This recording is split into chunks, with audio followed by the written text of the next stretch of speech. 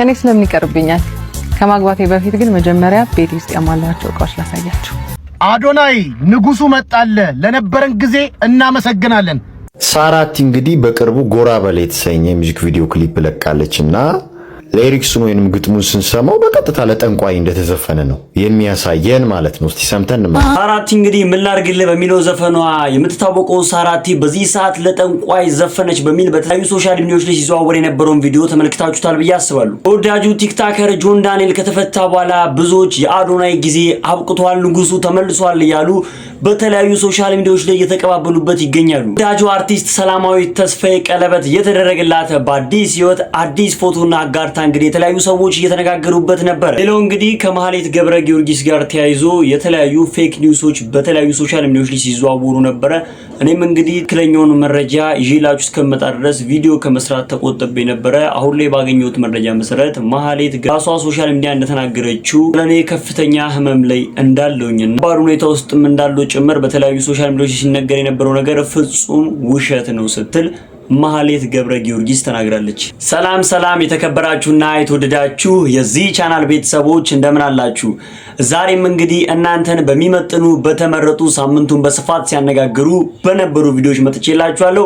ቪዲዮ እንደምትወዱት ስለማልጠራጠር ላይክ አድርጋችሁ መጀመር እንዳትረሱ።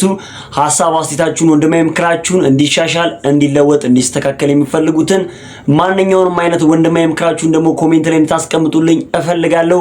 60,000 ሰብስክራይብ ልንገባ ውስን ሰብስክራይበሮች ነው የሚጎሉን። ይሄንን ቪዲዮ ሰብስክራይብ ሳታረጉ እየተመለከታችሁ የምትገኙ የኔ ቤተሰቦች ካላችሁ ሰብስክራይብ በማድረግ ይሄንን ፋሚሊ መቀላቀል እንዳትረሱ።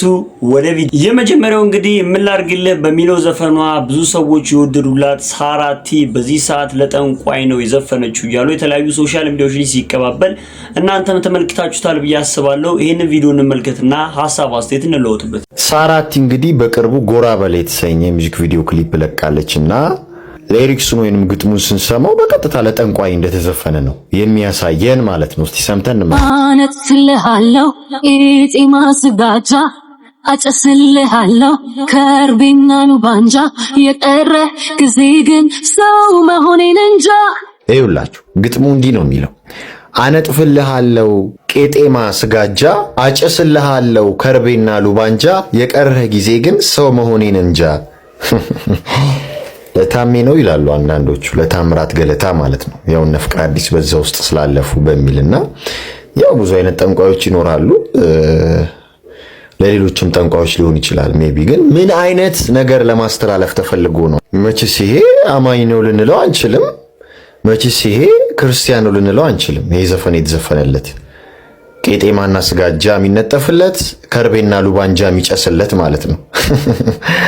ይሄ እኮ ስለ ሪቹዋሉ ነው እያወራች ያለችው። ይሄ ሪቹዋሊስቲክ የሆነ ሚውዚክ ነው ማለት ነውና እንዲያው የቀረ ጊዜ ግን ሰው መሆኔን እንጃ በዛ ስፕሪት እንደተያዘች በዛ ይዛር መንፈስ እንደተጠለፈች ነው የሚያሳየው ማለት ነው ዘፈኑና ምን አይነት የርኩሰት ጊዜ ላይ እንደደረስን ይሄ ዘፈን ተብሎ ተጽፎ ሲሰጥ ማለት ነውና እንድትዘፍነው ሲደረግ እናንተም በቃ በግልጽ መታችኋል እኮ ሚውዚክ ኢንዱስትሪው። ለነገሩ በደይ ሰበንም እንደምታውቁት ነው በመረጃና በማስረጃ እያየነው ነው። በቃ ይሄው ዘፈን እየተዘፈነለት ነው ለአጋንንቱ ሳይን ኤንድ ሲምቦል እያሳዩለት ነው። በግጥምም እንደምታዩት በሚውዚክ ቪዲዮ ክሊፓቸው ላይም እንዳያችሁት ማለት ነውና በግልጽ አጋንንት እየተመለከ ነው ያለው ማለት ነው።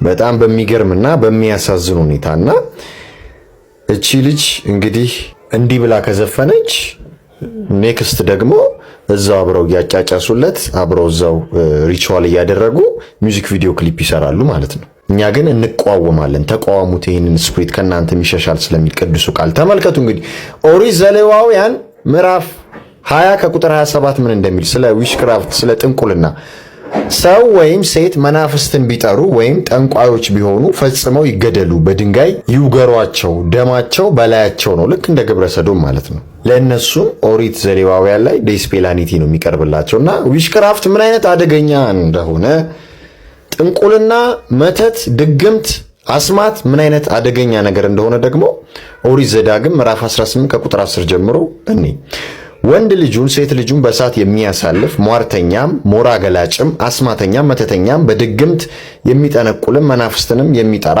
ጠንቋይም ሙታን ሳቢም በአንተ ዘንድ አይገኝ ይላል። እንግዲህ ሙታን ሳቢ ከዚህ በፊት በሃሎዊን ወይንም በሄልደይ ዶክመንታሪያችን ላይ መርሃ ግብራችን ላይ ያሳየዋችሁ ነው። ያው ሙታኖች በዛ ቀን በኦክቶበር 31 ይወጣሉ ከአንደር ወርልድ ማለት ነው። ስፕሪታቸው ይለቀቃልና ያንን ሃሎዊን እያሉ የሚያከብሩት ነጮቹ፣ ሌሎቹ ዘመናዊነት መስሏቸው መልካምነት መስሏቸው ኢትዮጵያኖቹም ጭምር እንዳያችሁት እና ቁጥር 12 ላይ ምን ይላል?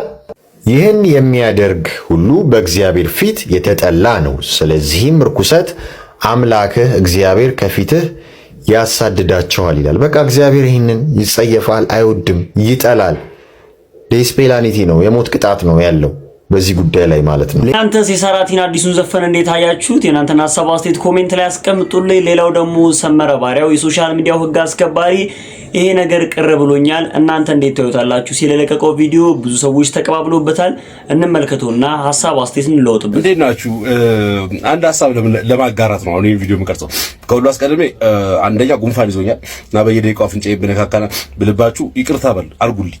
የጉንፋን እንትን ነው አም ጀስት እንትን ስታፍድ ነኝ። በጣም ጉንፋን ነው። ክረምት ነው አዲስ አበባ። ድምጽ ደግሞ ቢገባባችሁ ቤት ነኝ እየወጣሁ ነው እንዳልኳችሁ። ስለዚህ ልጆች አሉ ምናልባት ድምጽ ሊገባ ይችላል። ግን ቢያንስ ኦዲብል የሚሰማ ነገር ይመስለኛል የምለው ኮንሰርን ሐሳቤ ልናገርና እኔም ሹልክ ብዬ ልሄድ። በጣም የሚያሳስብ ሐሳብ አሁን ይሄ ማህበረሰብን የሚያደነዝዙ ነገሮች የምንላቸው ሊስቶች አሉ። እዚህ ከተማ ውስጥ አሁን የቸገረን ነገር ወጣቶች ደንዝዘውብናል። አንዳንድ ወጣቶች በተለይ ስራን ከመፈለግ ስራን ከመስራት አንጻር ስራ አለ የለም አገሪቱ ፖለቲሳይዝ እንዳታርጉት ስራ አለ የለም አገሪቷ ውስጥ የስራ እድል ነው እሱ ተከድኖ ይብሰል ይቅር ኖሮም አግኝተንም ግን አንዳንድ ጊዜ ወጣቶች ጠርተና ሹፍርና ስራ አግኝቼላለሁና እስቲ እንሞክር ምናምን ስትል በተለይ በተወሰነ እድሜ ሬንጅ ያሉና ይሄ ሶሻል ሚዲያ ላይ አንዳንድ እንትኖችን የሚከታተሉ ልጆች አይመጡልን። በቃ ሪል አይመስላቸውም። ግባት ሹፌርነት ሰርቻው ምን በስንት ዓመት ምን አገኛለሁ እንዴ?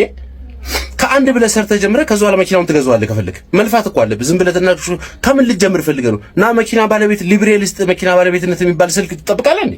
ቅዠት። አዎ የሚጠብቁ አሉ።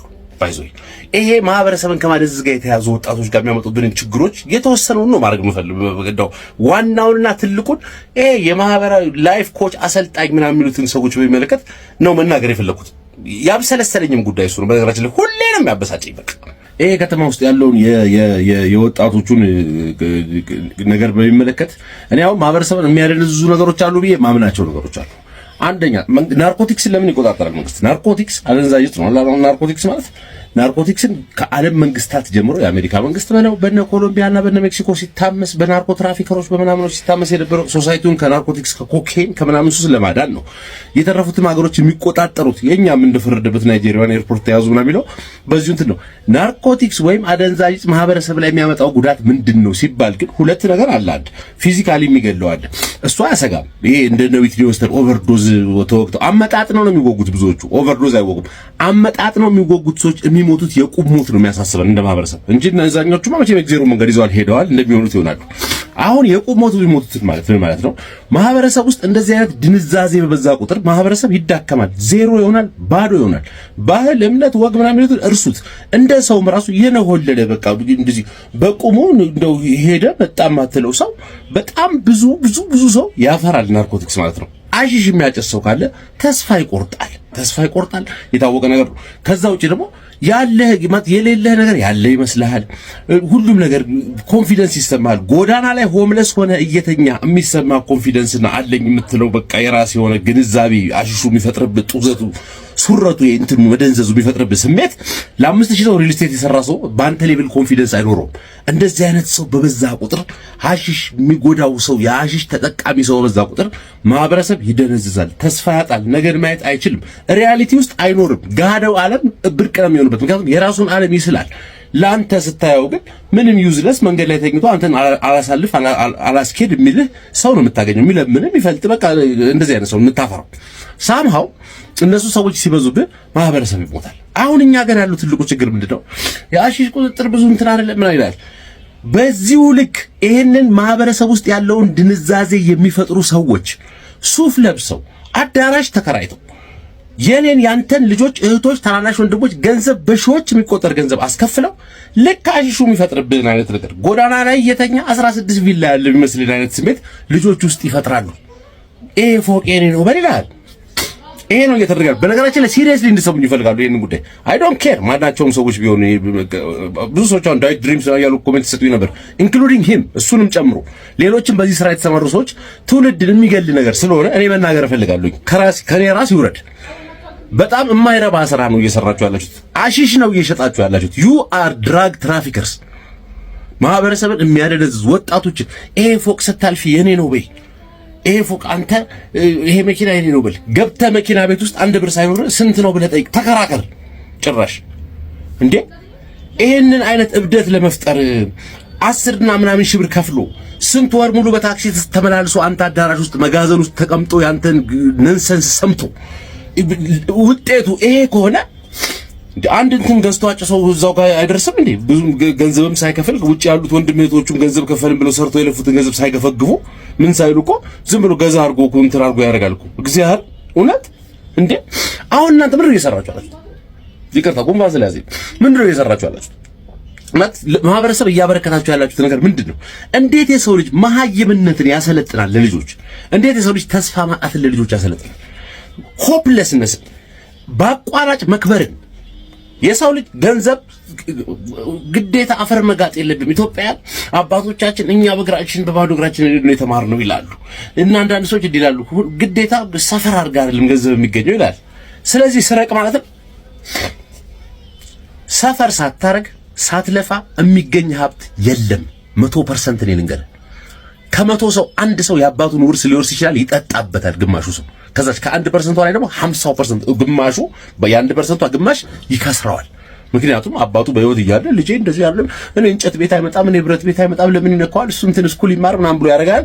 ሰውየው ሲሞት ስራውንም አታውቅም፣ ኢንተረስትም የለም። ብረት ለመቀጥቀጥ ስንት ያቆመውን ኢንዱስትሪ አንተ ሸጠ ከስረ ዜሮ ትገባለህ።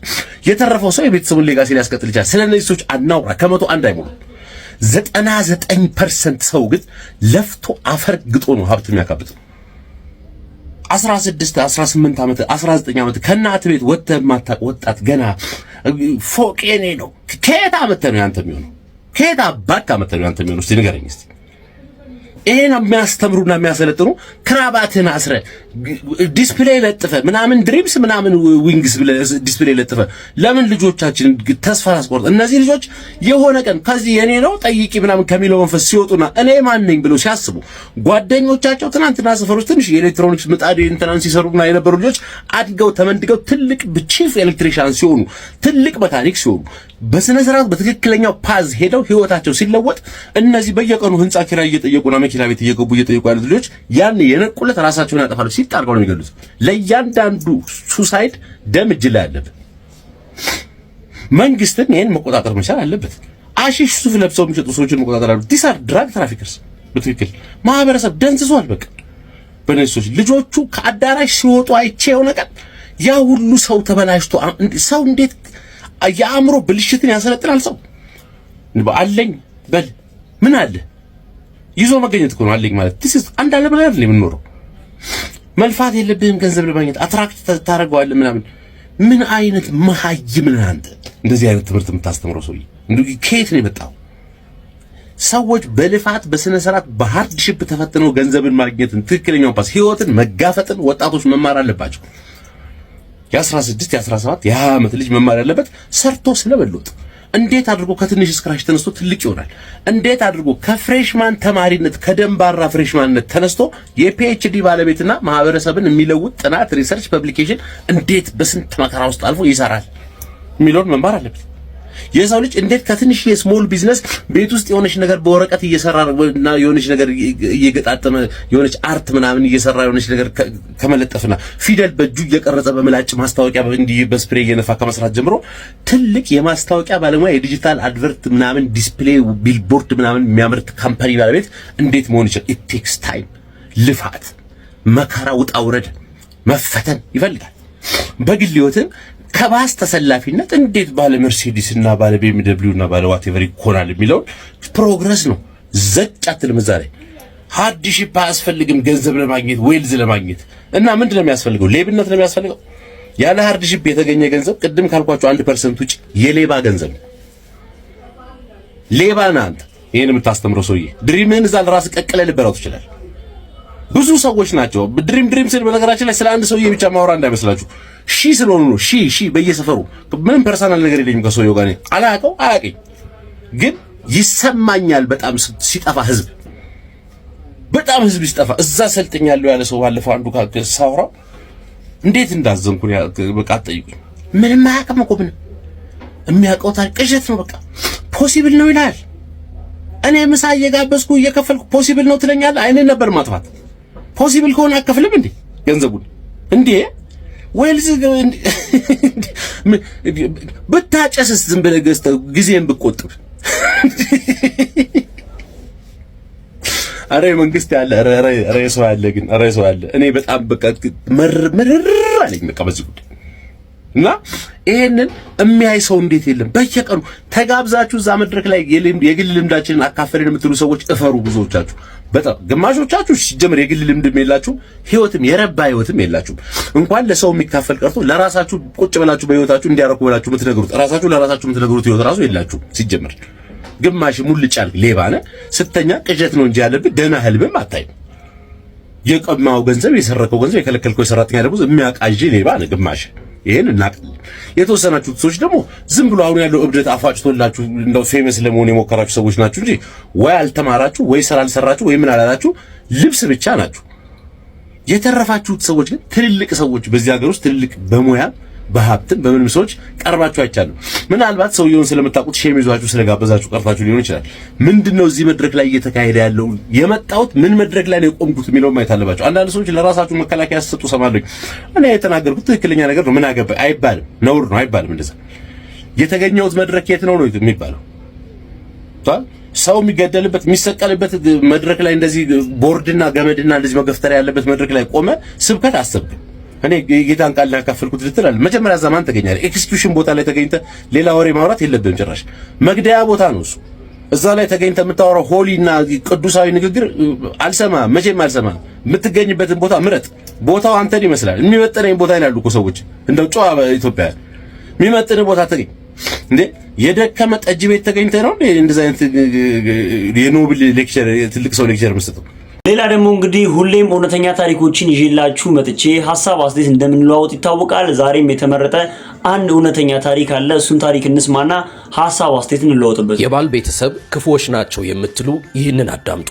ዛሬ ማታ 3 ሰዓት ተኩል ላይ ላይቭ ላይም ተጨማሪ ሐሳብ ተሰጣላችሁና እንዳትቀሩ የወንድሜ ታሪክ ፍቅርና ትዳር ምን ያህል ውስብስብና ፈታኝ ሊሆኑ እንደሚችሉ ሕያው ምስክር ነው ይላል ከሚስቱ ጋር የተጋቡት ለ7 ዓመታት ቢሆንም የፍቅር ግንኙነታቸው 8 ዓመት ሞልቶታል በእነዚህ ረጅም ዓመታት ውስጥ የሳቁበትም ያለቀሱበትም የተቃቀፉበትም የተገፋፉበትም ጊዜ ጥቂት አልነበረም አሁንም በአንድ ጣራ ስር ናቸው ነገር ግን ቤታቸው ውስጥ ያለው ሰላም እንደተሰነጠቀ ብርጭቆ በቋፍ ነው ያለው ቢነኩት እንክት ነው ትዳራቸው ከመጀመሪያውም ቢሆን በንቀት የተለወሰ ነበር ሚስቱ እንደ ባሏ ሳይሆን እንደ ታናሽ ሰራተኛዋ ነበር የምትቆጥረው ወንድነህ እንዴ የሚለው ኃይለ ቃል ከምላሷ አይጠፋም ክብሩን እንደ ቅጠል የምትረግጠው ቃሏ ልቡ ላይ እንደ እሾ ይሰካል ትልቁ ስህተቱ ከሚስቱ ጋር ብቻ ሳይሆን ከሚስቱ ቤተሰብ ጋርም ትዳር የመሰረተ ያህል መሆኑ ነው በመካከላቸው ያለው ሚስጥር የቤታቸው ገመና ሌላው ቀርቶ እሱ የላከላትን የፍቅር የጽሑፍ መልእክት እንኳን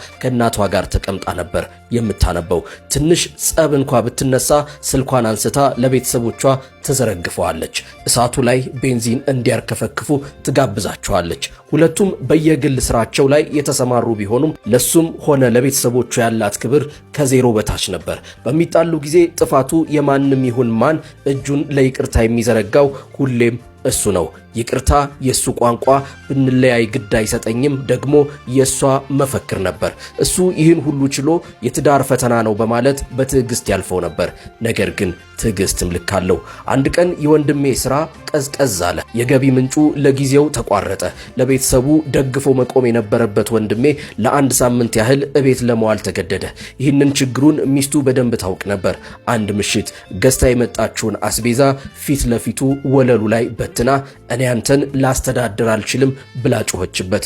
ቃሏ እንደ መዶሻ ልቡን ቀጠቀጠው። የወረወረችው አስቤዛ ሳይሆን አብረው ያሳለፉትን 8 ዓመት ፍቅራቸውን ኪዳናቸውን ነበር። እሱ ለአንድ ቀንም አጉድሎባት አያውቅም። በችግሩ ጊዜ ግን እሷ ጀርባዋን ብቻ ሳይሆን የቃላት መርዟንም ሰጠችው። በዚያሽ ቅጽበት ነገን ፈራሁ አለኝ። ፍቅሯ በገንዘቡና በጉልበቱ ላይ የተመሰረተ መሆኑን ተረዳ። እሱ ሲኖረው አብራው የምትኖር ሲያጣ የምትገፋው መሆኗን በገዛ አይኑ አየ። ይህ ሁሉ ሲሆን የቤቱ ገመና የውርደቱ ታሪክ በቀጥታ ለእናቷ ይደርሳል። በመሃል ልጆች አሉ። እነሱን ሲያይ አንጀቱ ይላወሳል። ቢፈታት የወደፊት ህይወታቸው ያሳስበዋል። አብሯት ቢቀጥል ደግሞ የራሱ ህይወት በየቀኑ በስቃይ የተበላ ነው። ደስታ ፊቱን ዞር ብሎ እንኳን እንዳያየው ሆናበታለች። የገዛ ገላዋን እንኳን የሚቀርበው በልመናና በሽሽት ነው። እናም ወንድሜ በዚህ ጨለማ መንገድ ላይ ብቻውን ቆሟል። በአንድ በኩል የሚወዳቸው ልጆቹ፣ በሌላ በኩል ደግሞ ነፍሱን በየቀኑ የምትገድለው ትዳሩ። ምን ላድርግ ሲል በደከመ ድምፅ ጠየቀኝ። እኔም መልስ አጥቼ በሐሳብ ተዋጥኩ። እናም ወንድሜ በዚህ መከራ ውስጥ ምን ይበጀው ትላላችሁ ሲል ወንድም ለወንድሙ መፍትሄን ይጠይቃል። ምክራችሁ ምንድነው? ዛሬን ለነገ እንኑር። መልካም ጊዜ። ሌላው ደግሞ እንግዲህ ወረተኛው የሆነው የሶሻል ሚዲያዎቹ ህብረተሰቦች ዛሬም እንግዲህ አዶናይን አውርደው ጆን ዳንኤልን አንግሰው በአዲስ መልኩ የተለያዩ ወሬዎች ሲናፈሱ ተመልክታችሁታል ብዬ አስባለሁ። መጀመሪያ እንግዲህ ጆን ዳንኤል ሊፈታ ስለሆነ እጅግ በጣም ደስ ብሎኛል። ለማንኛውም ሰው እስር የማይመከር ነገር ነው። ለቤቱ ስላበቃው ብዙ ሰዎች ተደስተዋል። ሆኖም ግን ጆን ዳንኤል ከተመለሰ በኋላ የአዶናይ ጊዜ ያበቃል፣ ንጉሱ ተመልሷል እያሉ በተለያዩ ሶሻል ሚዲያዎች ላይ እየተለቀቁ ያሉ ፎቶዎችን ሁላችሁም ተመልክታችሁታል ብዬ አስባለሁ። እኔ በዚህ ጉዳይ እንግዲህ ልል የምችለው ሁለቱንም ሰው መውደድ ይቻላል። ሶሻል ሚዲያ እንግዲህ አንዱ የሚነግስበት፣ አንዱ ግዴታ ከነገሰ ደግሞ አንዱ ግዴታ የሚወርድበት እንግዲህ ምንም አይነት ነገር የለም። ሁለቱንም አንግሶ ሁለቱንም አዋዶ አስማምቶ ማኖር ይቻላልና ባካችሁ እዚህ አይነት ፎቶዎችና ቪዲዮዎችን እየለቀቃችሁ የምትገኙ ሰዎች አደብ ያዙ ስል እኔ ራሴ መልእክት አስተላልፋለሁ። የእናንተን ሐሳብ አስተያየት ደግሞ ኮሜንት ላይ አስቀምጡ። ቤተሰቦች ለዛሬ ይላችሁ የመጣሁት የተመረጡ ቪዲዮዎች እነዚህን ይመስሉ ነበረ። እንደወደዳችኋችሁ ማለት ተራጠርም ቪዲዮ ላይክ ሳታደርጉ የጀመራችሁም ላይክ ማድረግ እንዳይረሳ። ሐሳብ አስተያየታችሁን እንደማይምክራችሁን ኮሜንት ላይ አስቀምጡልኝ። ቀጣይ በተመረጡና አዳዲስ ቪዲዮዎች እስከምንገናኝ ድረስ ቸር ሰንብቱ። እወዳችኋለሁ።